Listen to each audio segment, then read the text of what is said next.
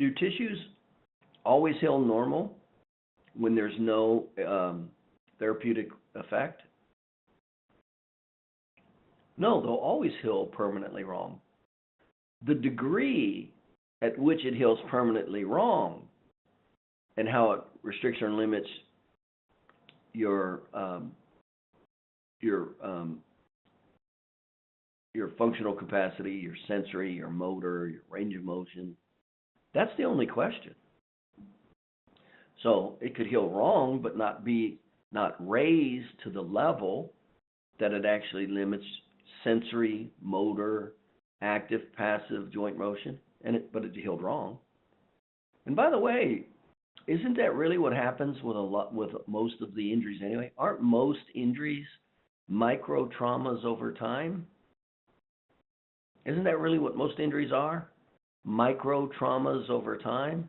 So they'll have a little bit of injury, no big deal. In other words, it doesn't affect sensory, motor, active, passive joint range of motion. Then it'll have another one, then they'll have another one, then they'll have another one. And then 30 years later, they have a whole series of these micro injuries.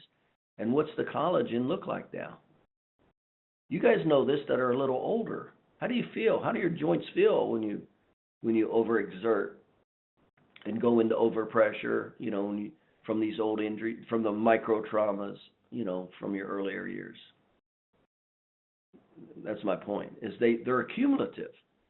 So even though each individual micro trauma could have absolutely no restriction on sensory, motor, active, passive joint ranges of motion, right? Could have absolutely no restriction, but it's healed wrong on a micro level. We'll go ahead and add 5, 10, 15, or 20 of those up in the same area 5, 10, 15, 20 years later.